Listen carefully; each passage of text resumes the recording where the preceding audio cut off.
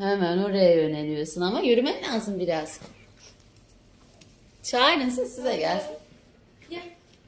Pablo. Her yeri kokuyor. Pablo. Pablocuğum.